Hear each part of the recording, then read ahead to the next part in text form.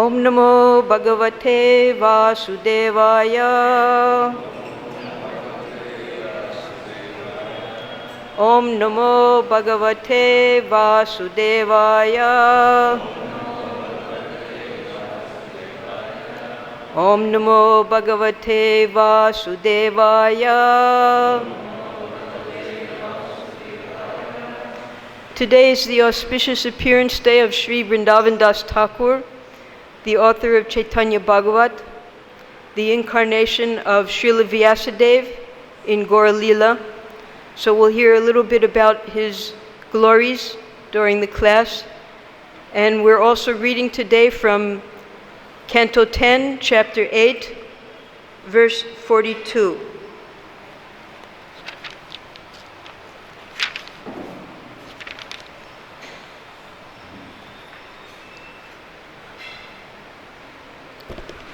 Aham mamāsau patir eṣaḥ me suto. Vrajeśvarasyākhila-vittapā satī. Gopyaś gopāḥ saha-godhanāś me.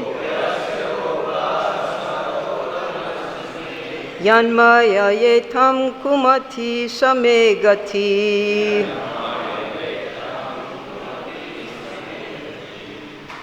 Aham, my existence. I am something.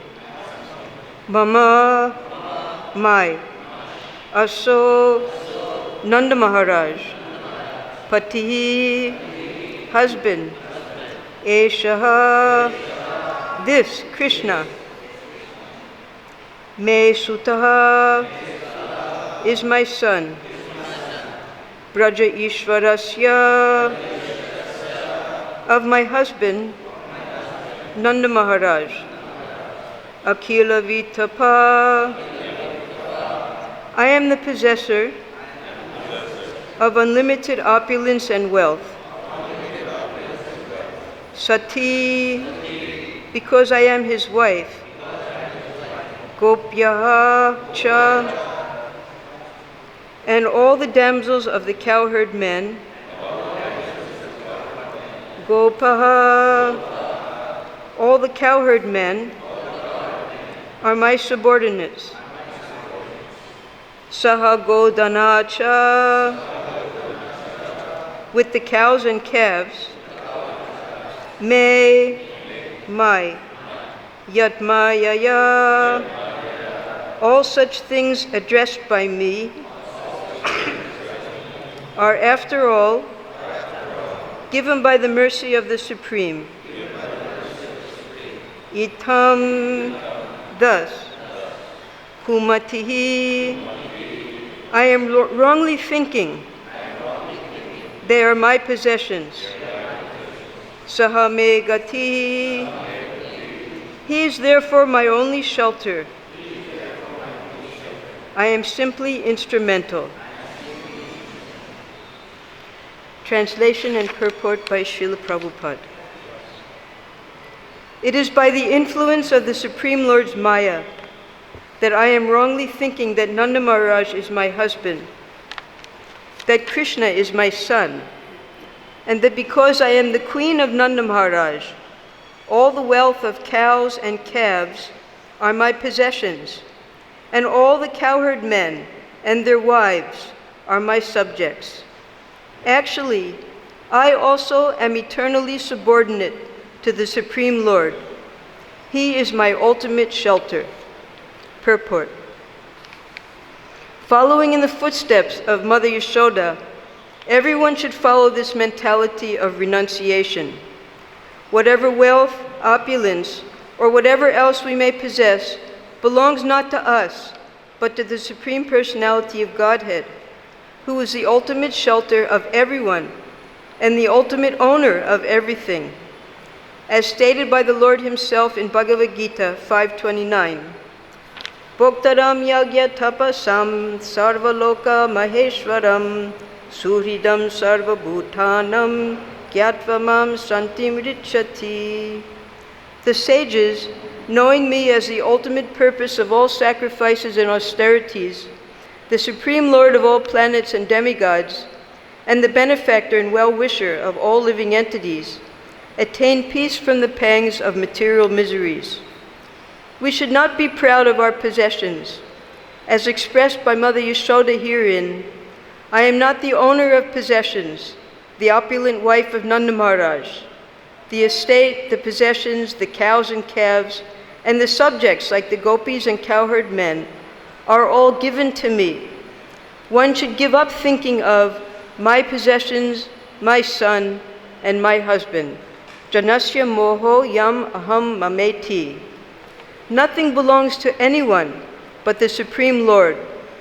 Only because of illusion do we wrongly think I am existing or everything belongs to me. Thus Mother Yashoda completely surrendered unto the Supreme Lord. For the moment, she was rather disappointed, thinking, my endeavors to protect my son by charity and other auspicious activities are useless. The Supreme Lord has given me many things, but unless he takes charge of everything, there is no assurance of protection. I must therefore ultimately seek shelter of the Supreme Personality of Godhead. As stated by Prahlad Maharaj, 7:9-19, Balasya neha sharanam pitaro nishinga. A father and mother cannot ultimately take care of their children. Ato griha kshetra sutapta vitair janasya moho yam aham mameti. 5:5-8. One's land, home, wealth, and all of one's possessions belong to the Supreme Personality of Godhead, although we wrongly think, I am this, and these things are mine. Om ajnana-timirandasya jnananjana salakaya chakshurunmilitam jena tasmai shri gurave namaha. Namo Om Vishnu Padaya Krishna Prasthaya Bhutale Srimate Bhaktivedanta Swaminiti Namine Namaste Saraswati Deve Gauravani Pracharine Nirvishesha Sunyavadi Paschata Deshatarine. Now this sloka is Mother Yashoda's, what we call in English, a moment of epiphany. The word epiphany is when one comes to the topmost perfection of self-realization in one's life.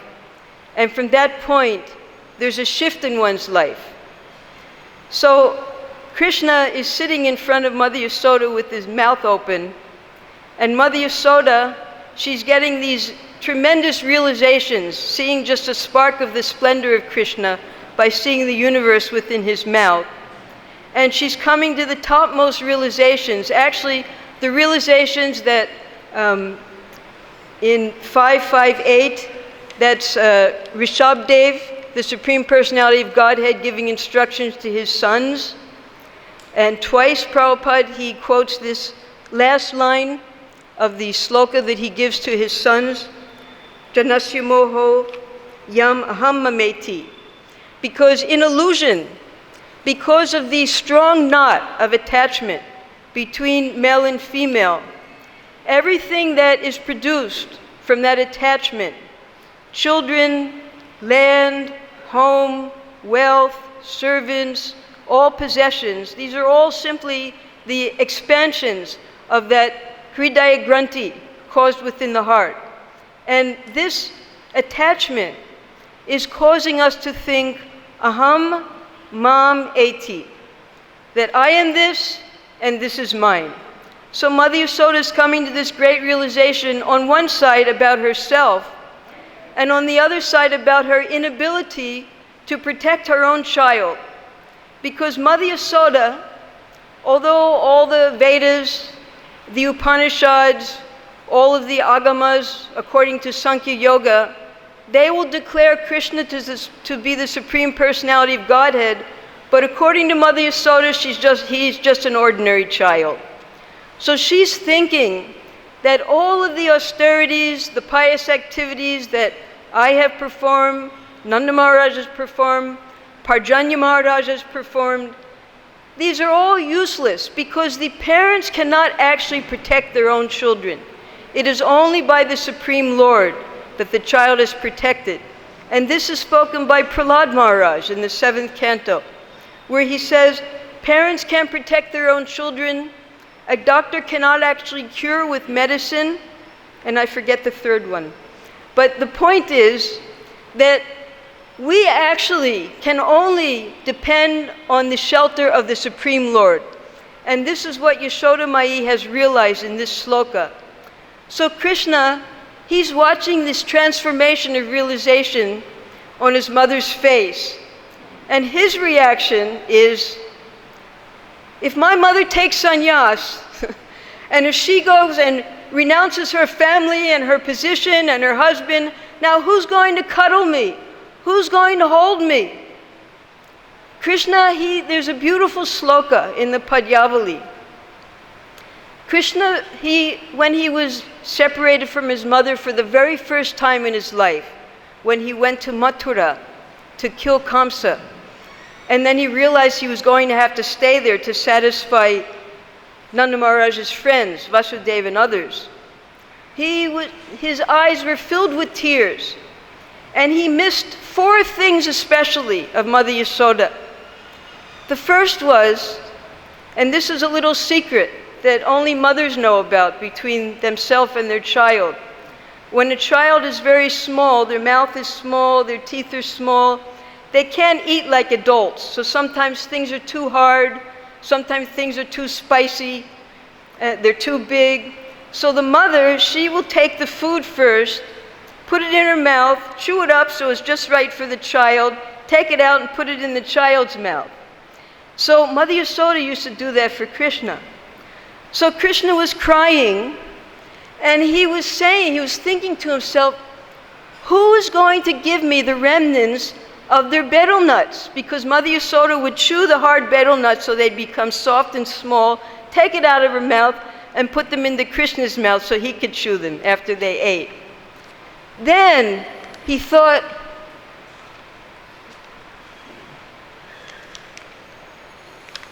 who is going to open their arms and say to me, come my child, come my child. And I run into her arms and she embraces me and puts me on her lap. Because Kṛṣṇa didn't have that relationship with Devaki.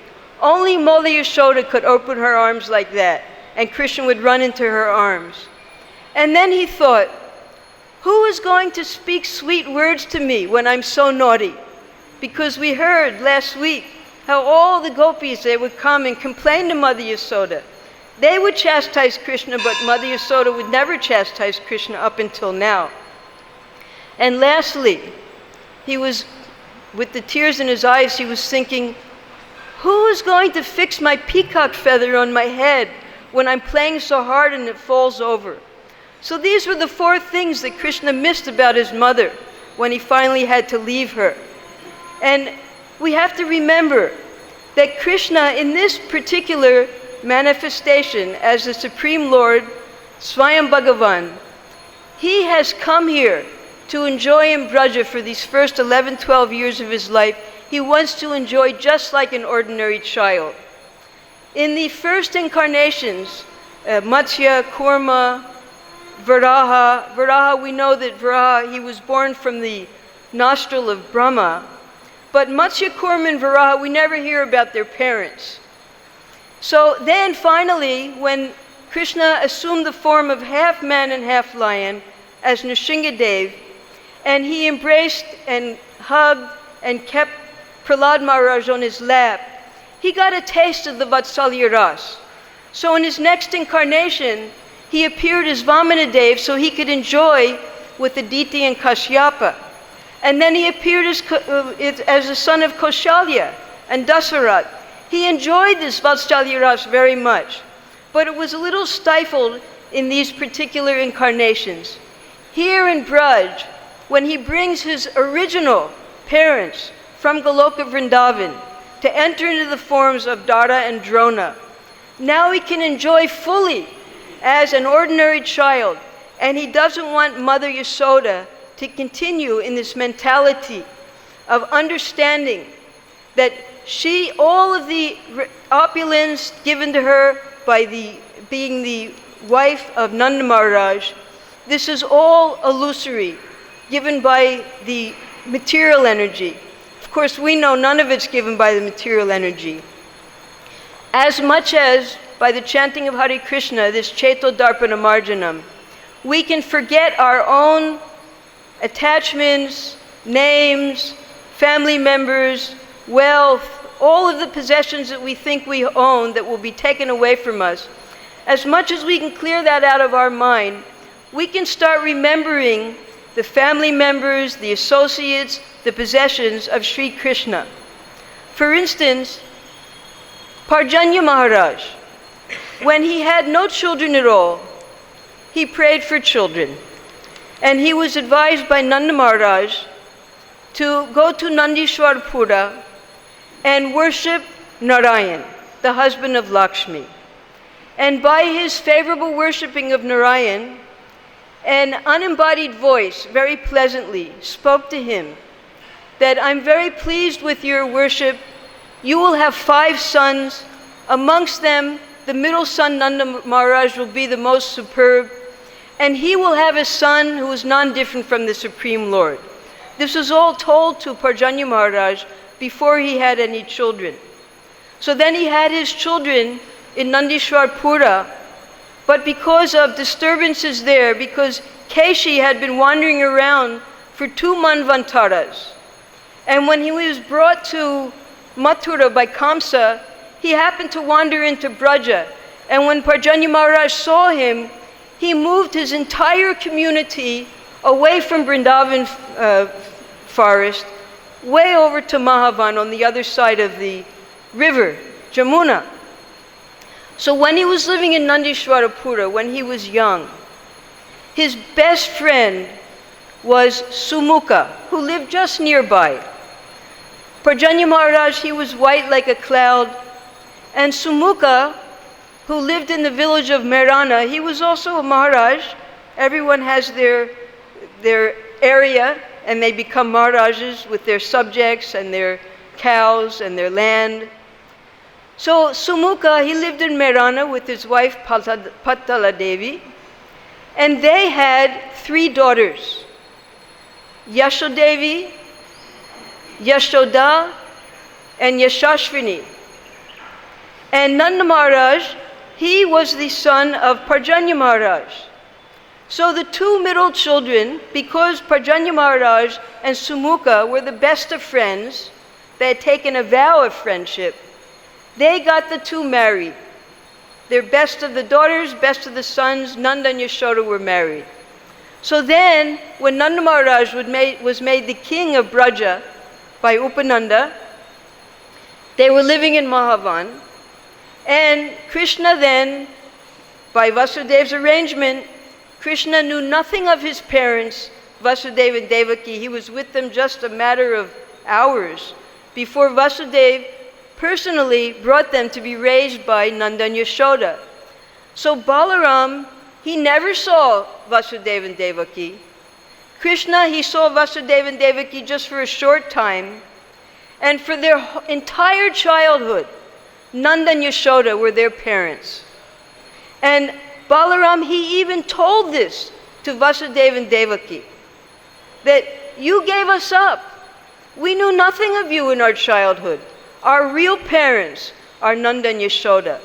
So not only Kṛṣṇa, but Balaram also accepted Nanda and Yashoda as his parents.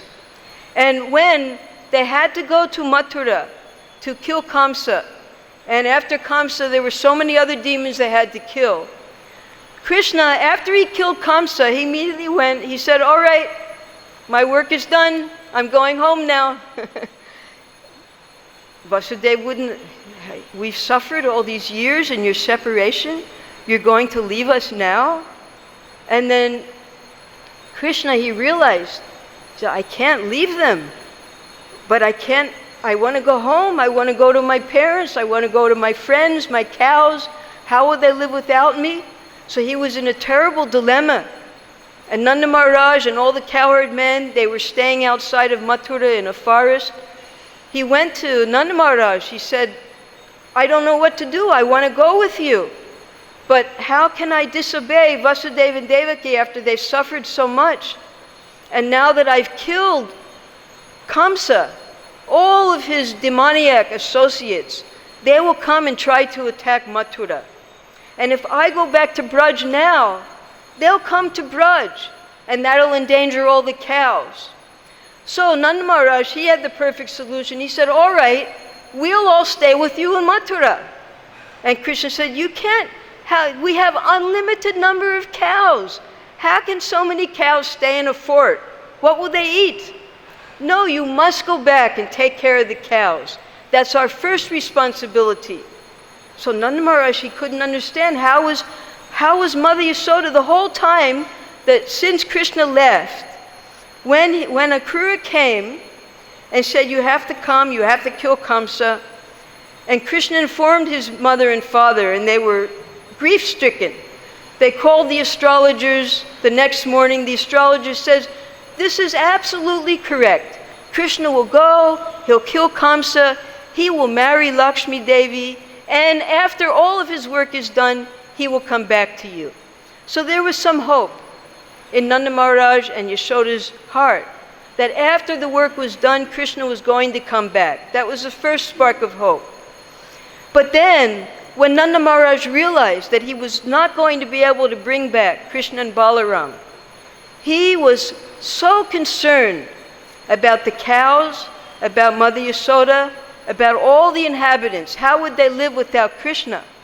So Kṛṣṇa, he made a plan.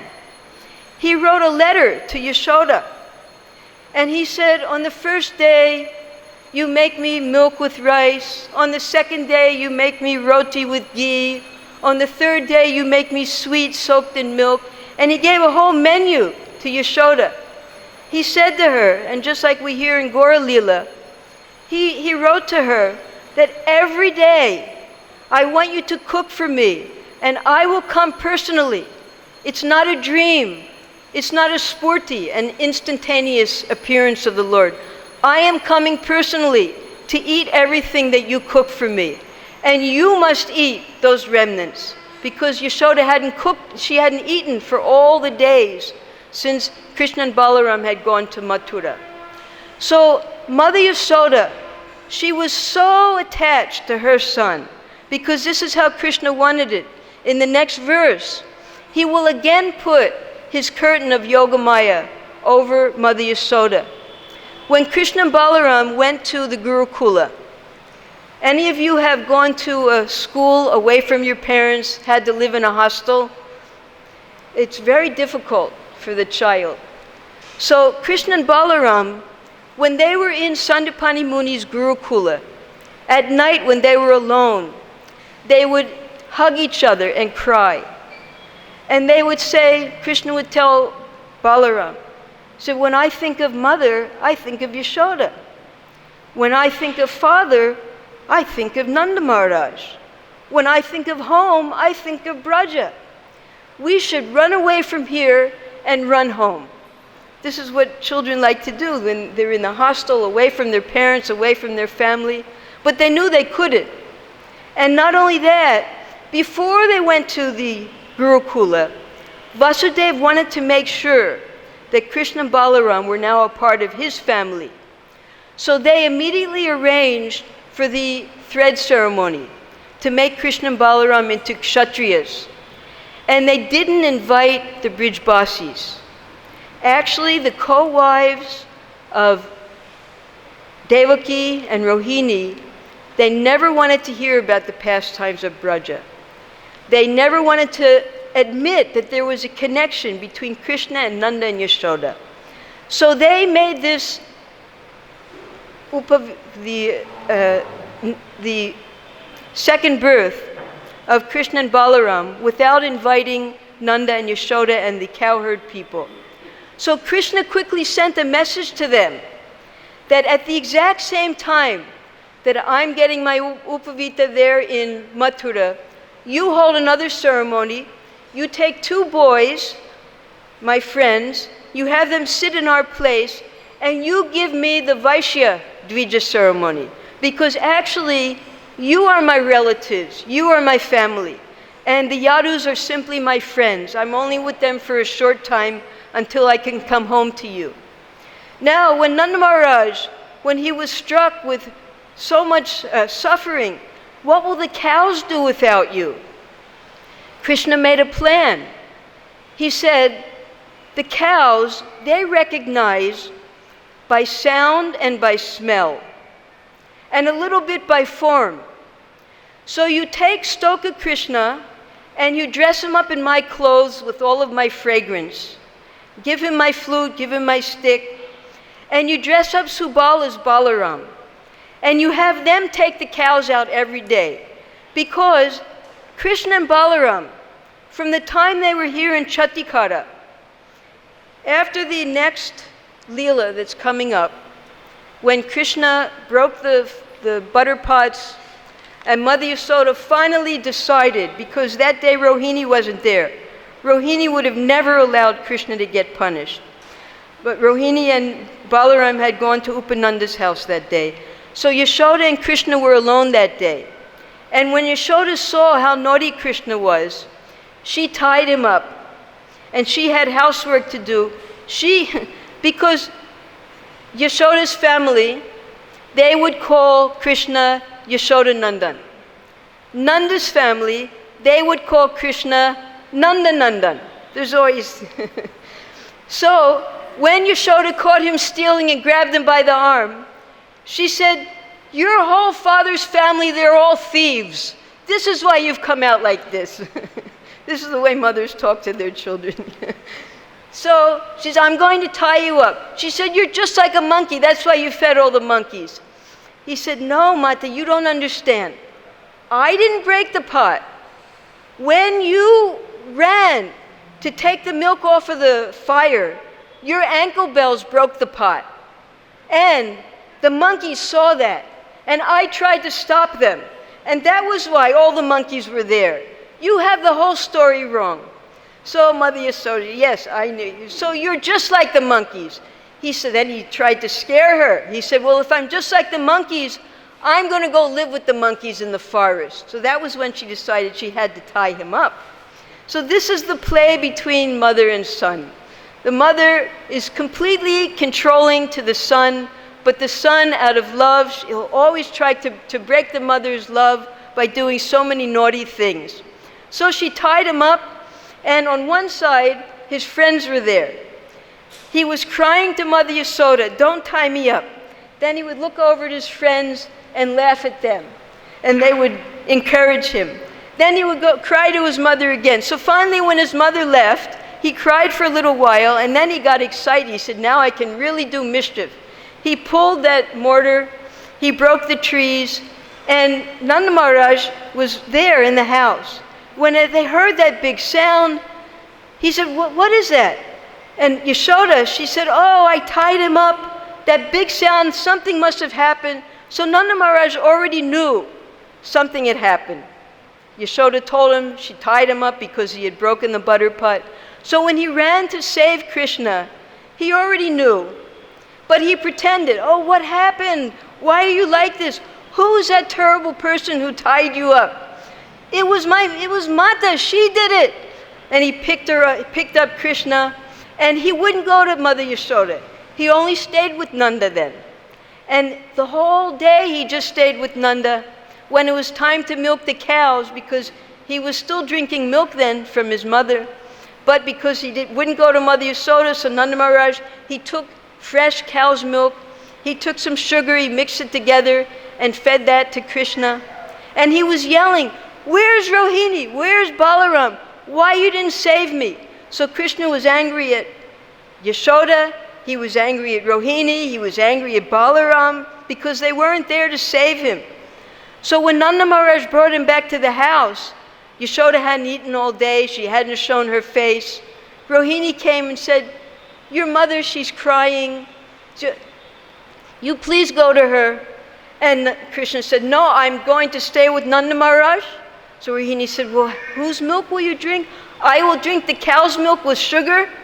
I'm going to stay with Nanda Mahārāja from now on.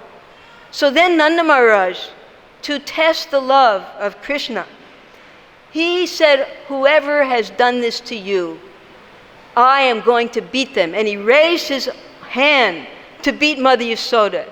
And then Kṛṣṇa, he stopped and he said, no, you can't beat Mata. And then Rohini was able to pick him up and take him to Mother Yasoda.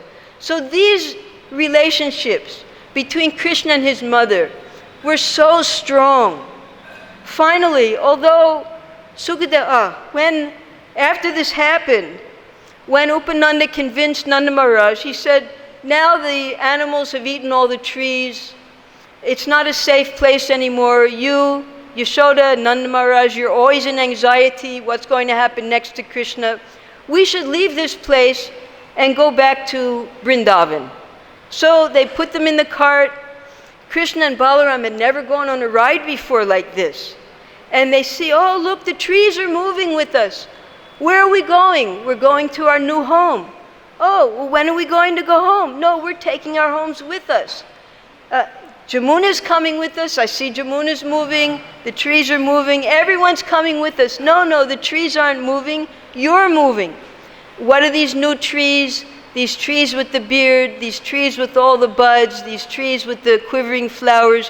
What are these new animals that they saw? They never saw deer, sambara before, nothing. So this is all new for them. And Mother Yasoda and Rohini, they taught the boys all the new things they were seeing, all the nice places they would play when they reached Vrindavan. And then by that time, because already Kṛṣṇa had been with Nanda Mahārāja, they saw that Nanda Mahārāja, every day he was going out taking care of the cows. So Kṛṣṇa and Balaram, although they were only 2-3 years old, they wanted to take care of the cows also. And they would follow Nanda Mahārāja, and they would try to lead the cows. The cows became very attached to Kṛṣṇa and Balaram then. But Mother Yasoda and Rohini, they objected. They said, where is your precedence? You're taking little boys out to herd the cows? Well, if we ask you permission, no, we don't give our permission. They have to stay home with us. And the boys would cry. So finally, Yashoda and Rohini, they relented. The cowherd men said, well, if they can't take care of the cows yet, let them take care of the calves. So then they had a nice ceremony, and Kṛṣṇa and Balaram, they started to take care of the calves together. They would come back and be with their mothers. Now, Mother Yasoda at that time, because he was still a little boy, she would still do everything for Kṛṣṇa. She would bathe him. First, she would put oil on his body, massage his body, bathe him, dress him, get him ready to go out with the calves. But as Kṛṣṇa grew older, he started to become a little embarrassed in front of his mother. He wouldn't let her massage him anymore. He wanted the servants to do it. And he would try to dress himself, although he didn't know how to tie his dhoti. So without tying his dhoti properly, he would run off with his friends. Because he was growing up, he wanted to be a big boy now. And Mother Yasoda was enjoying this, but at the same time, the strings of the heart were getting pulled because the boy was growing up. So an extra year was spent because Kṛṣṇa had to expand himself as all the cowherd boys, as all the calves, and be the children of the gopis and the cows. So by the time he was 4 years old, he was already going in front of Nanda Mahārāja to lead all the cows. And the cows would not leave Chatikara to go into the forest unless they saw Kṛṣṇa in front of them. So the cows were already so attached. Then they decided they had a 3-day festival, and Kṛṣṇa and Balaram began their Gocharan Leela. Now, at this time also, they returned to Nandishwarpura. And Mother Yasoda, there was a time, it was 1975, it was in Los Angeles. And some devotees, because at that time the Nectar of Instruction had just come out, which was, we had never received a book like that, extolling the glories of Radharani and Radhakund and Madhurya Leela like that. Because Rupa Goswami, he's very stable in the way he presents all of the rasas in Bhakti Rasamrita Sindhu. Afterwards, he wrote another full book just about Madhurya Leela. But this one small book of Upadeshamrita, it caused some devotees to deviate. they thought, well, if it's so important to take shelter of Radharani, we should just have special secret classes only about Madhurya Bhava and Radha and Krishna Leela. And they started, they formed what was called the Gopi Bhava Club. And when Pradyumna went and told Prabhupada about this, he was livid. He said, they think that Radharani is greater than Yashoda? Now, why did Prabhupada say that? Because we've all heard that Madhurya Rasa is the topmost. Well, when Krishna and Balaram and all the cowherds finally returned to Nandishwar Pura, Krishna ate dirt, we know that. So when Krishna was very small, he would eat dirt, and in Rao, Radharani and her friends were playing. They're just like all little kids, they take dirt and they make little laddus and they feed it to their friends and they make a party. So they were playing like that, making little dirt laddus, and Durvasa Muni came by. And Radharani offered one of these dirt laddus to Durvasa Muni, and he ate it, and it was just like nectar. So he then gave her a blessing that whatever you cook, whatever you make with your hands will be just like nectar. So now Krishna and Balaram were herding the cows, going out every day. Mother Yasoda, now Jatila, these family members, there's so many names in the Radha Krishna Ganodesh Deepika that Rupa Goswami has collected of the family members. Just like we know all of our nephews and nieces and aunts and uncles and previous ancestors, all their names, we can forget all that. Now it's time to learn all of Krishna's relatives' names. So when you read about the family of Yashoda, there was a uncle, Gola, one of his, Jatila was in that family. So Mother Yasoda and Jatila, they had a family relationship. So she went to Jatila and she said, Durvasa Muni has given your daughter-in-law this benediction. And Krishna is the prince of Braja. He should get the best. So I want Radharani to come with all of her gopi friends and cook for Krishna every day. Now Jatila, she couldn't refuse her. She was a family member. So that was how, by Yashoda's ingenuity, Radharani was able to come every single day into the home of Nanda Mahārāja and cook for Krishna. And this is how the sweetest pastimes occurred between Radha and Krishna. All these pastimes, the daily pastimes, all by the intelligence of Yashoda Mai. And then Yashoda, everyone wanted Radha and Krishna to marry. Yashoda, she smeared her hands, Radharani's hands one day with the haldi as an engagement to Krishna. But Purnamasi and Gargamuni, they would not allow that marriage to take place because it would interrupt the Parakiya Rasa of Braja. So they said it's inauspicious time for Krishna, inauspicious time for Radha. The marriage won't last if you marry them now. So they made some excuse why they couldn't marry. But Mother Yasoda always considered Radharani to be like her daughter-in-law. And when Radharani would come to cook every day, she would fall at the feet of Mother Yasoda, put her head at Mother Yasoda's feet. Mother Yasoda would embrace her, put her on her lap. And although Radharani and all the gopis were so powerful, the Swarup Shakti of Krishna, because of the Vatsalya Rasa of Mother Yasoda, they will become just like little children again in Mother Yasoda's lap. She loved Radharani and the gopis so much, just like her own children. So Mother Yasoda played a very important part in bringing together Radha and Krishna. When Krishna finally left, he went to Dwarka. Now the chronological order is not as you would read it time-wise, the way Sukadeva Goswami describes in the Srimad Bhagavatam, because he's speaking from the madness of prema. So he puts the Kurukshetra pilgrimage way at the end of the Leelas. But actually that Kurukshetra pilgrimage happened before Jarasandha was killed, before Shishupal was killed, very early, while all the Kauravas and Pandavas were still living as a family. And Krishna, he decided that this is the opportunity I will get to see the Brijbasis again. So he sent a message to Nanda Mahārāja. You have everyone come to Kurukshetra because there'll be so many people there, the demons won't understand my attachment to you. So Mother Yasoda, she decided that she's going to go, and she understood the hearts of all the gopis. So she said, Radharani and all the gopis, they must accompany me. So by Yashoda Mai's, again, by her intelligence, by her love for Radharani and all the gopis, she brought all the gopis to Kurukshetra with her. And then the question was there, if everyone comes to Kurukshetra, who will look after the cows? So Kṛṣṇa sent a message. All the husbands of the gopis have to stay back and take care of the cows. And only the gopis should accompany Yashoda Mai.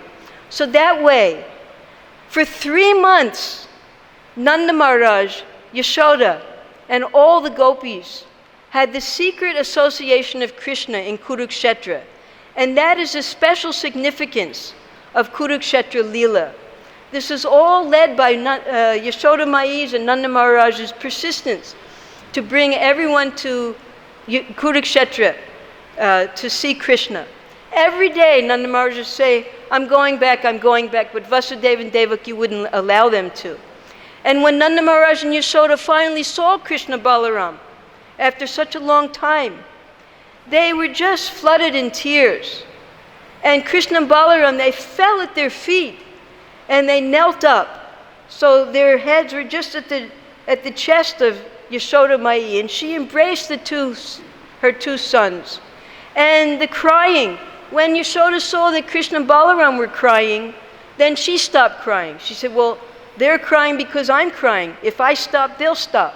So then they stopped crying, and they got to spend those 3 months together in Kurukshetra.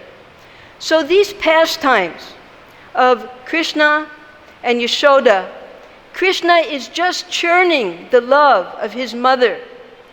When Kṛṣṇa came back from the Gurukula, he wasn't there for so long, a little more than 2 months. They ran to Rohini because Vasudeva, he said Rohini had to come to Mathura. So Rohini was living there in Mathura. And they said, Rohini, we have to go see Yashoda and Nanda Mahārāja. We just can't live without them anymore. We want to secretly go to Braja. And Rohini said, no, there's no secrets here. Vasudeva and Devaki, they're watching every step that you make. You can send a messenger.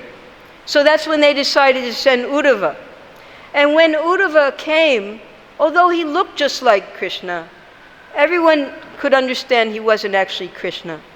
So Nanda Mahārāja, he was asking, how's this person, how's that person? Finally, does Kṛṣṇa remember his mother? Is he ever going to return? And Uddhava, when he saw the condition of Mother Yasoda, she was perspiring, she was crying, her milk was flowing. He was thinking, she's just like a river. I have to do something to restrict their love for Kṛṣṇa. So he started giving Nanda and Yashoda gyan, that Kṛṣṇa is actually the Supreme Lord, he's everywhere, he doesn't take anyone as special. They completely rejected everything he said. So their love was so strong, it could never be broken at any moment, even in this verse, when Mother Yasoda realized this child is simply being protected by the Supreme Lord. The next moment, Kṛṣṇa covers her again with Yoga Maya, so she'll forget all of her realization and take him in her arms again. Hare Krishna.